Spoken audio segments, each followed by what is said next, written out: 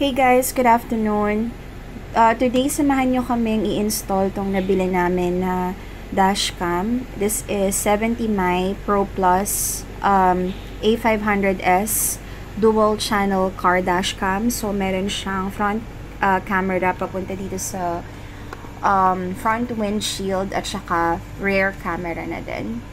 So, ito i-unbox muna natin.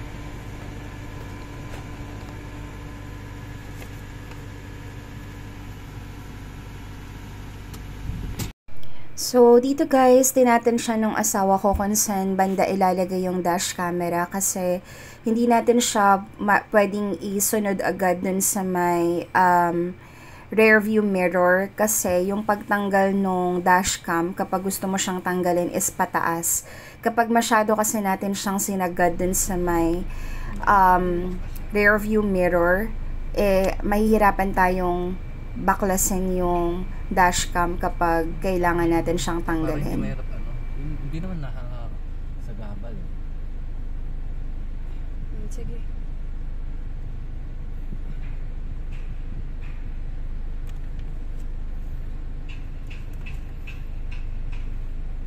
So, pag natensyon nyo na kung saan banda sa windshield nyo ilalagay yung dashcam, ilagay nyo na yung electrostatic sticker dito sa windshield.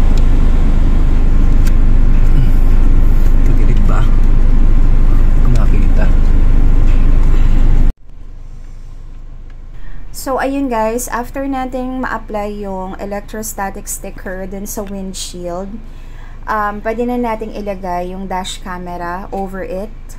Prior to this, ay natest na namin yung dash camera na na-turn on na namin siya. Tapos, nailagay na din namin yung SD card. Kailangan ng SD card guys para gumana yung dash camera. So, which you will have to purchase separately.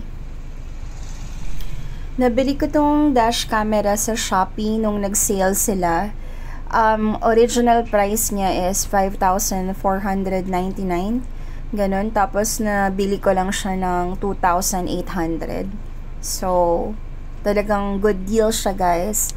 Intay-intay lang kayo ng mga sale. Tapos, check nyo rin kung may mga vouchers kayo na pwedeng magamit.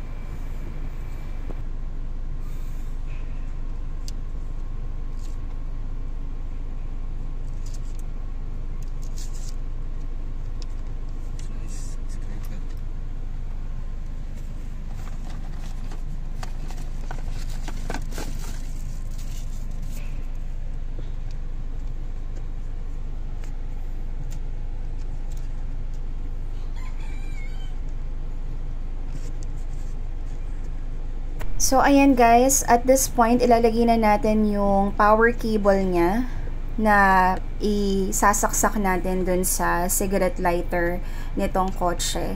Tapos, may kasama din siyang crowbar na yun yung ginagamit natin na pang sungkit, pang push dun sa wire para maitago natin siya.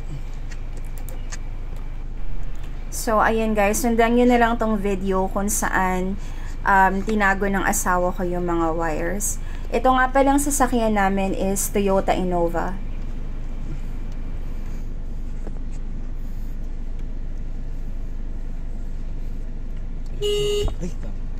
Ulat naman ako sa... Dito sa part na to guys, medyo mahirap siyang isuksok. So, sinasabihan ko nga yung asawa ko na wag niyang puwersahin kasi baka mabasag. Pero kaya naman guys, gamit yung crowbar na kasama na din dun sa dashcam kit.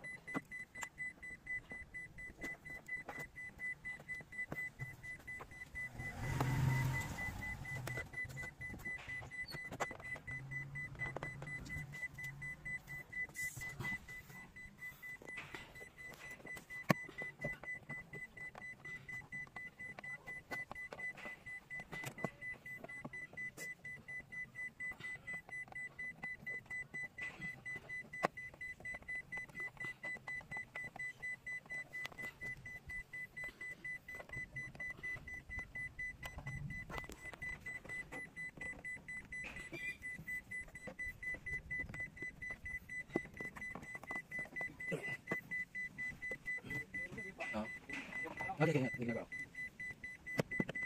Sinasabi na.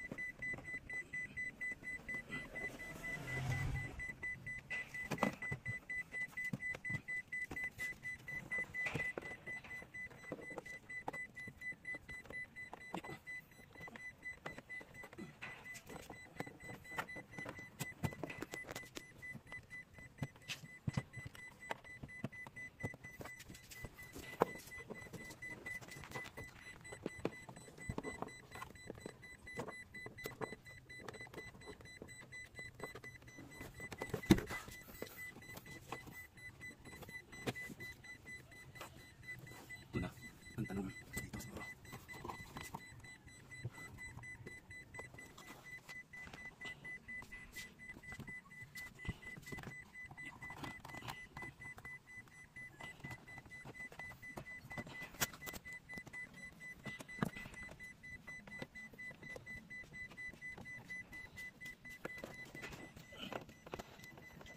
May napagsusukan para sa ilalim. Tinabi ko lang sa mga ano.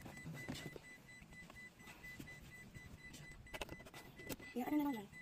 Yung pangalan na sa... Yung bunga. Yung bunga.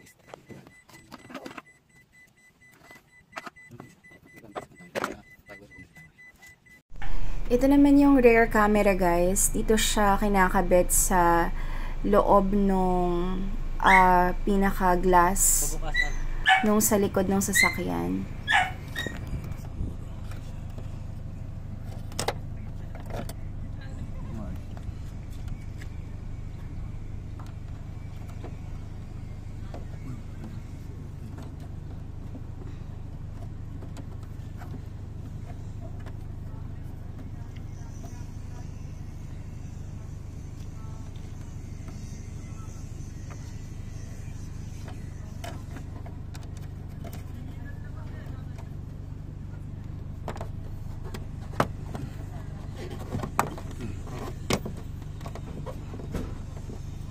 Palusot ko ay ako rito.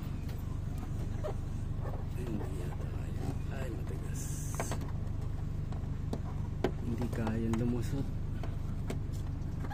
Hindi kaya. Maliit yung tubo nito.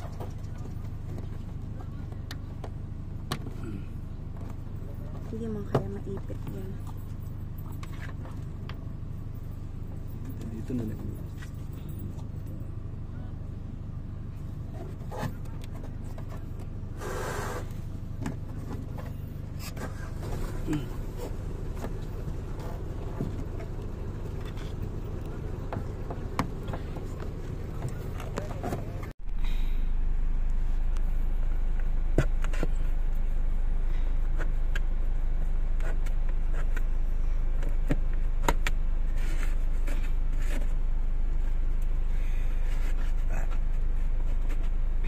Saan goma kanina? Wala.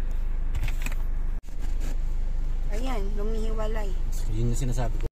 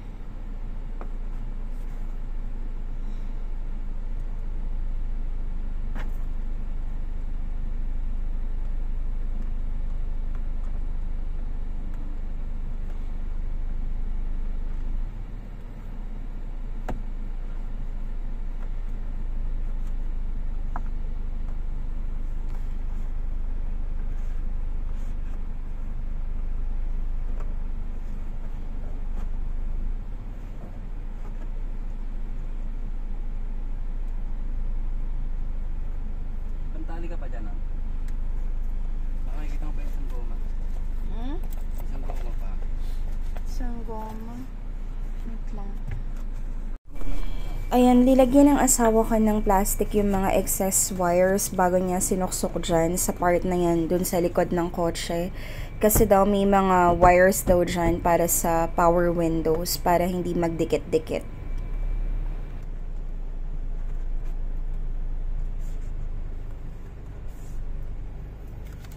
Okay na? So, kita. Dalawa ko dito. Ayan guys, natapos nang i-install ng asawa ko itong rear camera. Ayan, dyan niya pinadaan. Tapos nakikita nyo naman guys, napakalinis. Hindi kita yung mga wires. Ito yung sample footage ng dashcam video sa umaga. Itong meron po kaming tint dito sa may harap na windshield namin. Pero light na tint lang po. Kasi merong light, medium, at saka yung heavy or dark na tint. So, yung nasa windshield po namin is yung light na tint lang. So, ayan po, kitang-kita naman yung mga plate numbers kapag umaga. So, natry po namin i-download ito sa phone tapos i-zoom yung mismong video. Like, take a screenshot tapos i-zoom yung video at kitang-kita naman po yung mga plate numbers ng mga sasakyan. So, siguro po magdedepend ko anong klaseng tint yung nakalagay dun sa harapan nyo na windshield. Kung gaano kalinaw po yung kuha nitong dashcam. Pero para sa amin, okay na okay po siya. Kita yung mga plate numbers. Pwede nyo rin po palang i-turn on yung voice recording. So, aside from yung camera ng dashcam, pwede rin niya ma-record yung voice sa loob ng sasakyan. Although, meron lang po siyang front camera at saka back camera. Wala po siyang camera para sa makuhanan yung mga tao sa loob ng sasakyan. Tapos, ito naman po yung sample videos video ng back camera. Ayan, sobrang linaw din po niya. Kitang-kita din po yung mga plate numbers po ng mga sasakyan.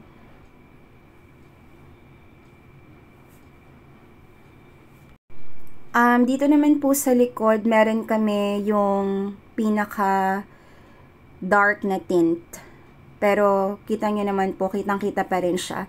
Yung camera po, nasa loob yan ng sasakyan. Hindi po siya kagaya ng mga back camera na pwede nyong install sa labas ng sasakyan. Ito pong camera na to, as you can see dun sa kung paano namin siya in-install, nasa loob siya ng sasakyan. Pero ayan, malinaw na malinaw pa din po naman.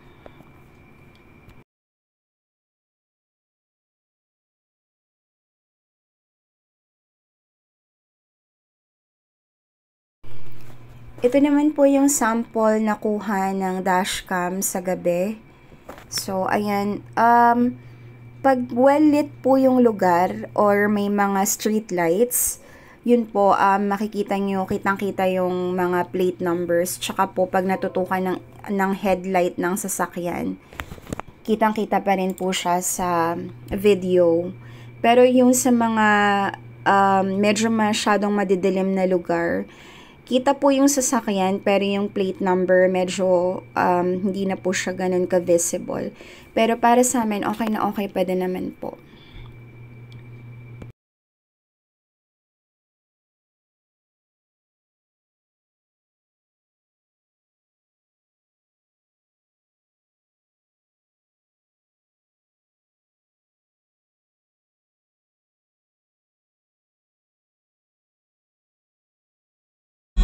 Ito naman po yung sample video dun sa back camera. Ayan po, kita nyo kapag well-lit yung lugar at saka medyo lumapit sa camera yung sasakyan, kitang-kita po yung plate number. So, in case na mayroong bumangga sa inyo sa likod, kung hindi naman sa hinihingi, makikita siya ng dashcam dun sa backside. Ito pong tent na meron kami sa likod, yung pinaka-dark pero kita pa din po siya kapag lumapit yung sasakyan sa may likuran nyo. Although pag malalayo na po, hindi na siya ganun ka-visible. Pero pag lumapat yung sasakyan dun sa may likuran nyo, yun po, kitang-kita naman yung plate number, tsaka yung details ng sasakyan. So, ayun lang guys. I hope nakatulong tong video na to para makapag-decide kayo kung gusto nyong kunin tong ganitong klase ng dash camera. Again, para po sa amin, okay na okay siya. Kung nakatulong po tong video na to sa inyo, please give it a like, share, and if you're new to this channel, please consider subscribing. And I hope you have a safe trip, guys. Have a blessed day, and thank you for watching. Goodbye.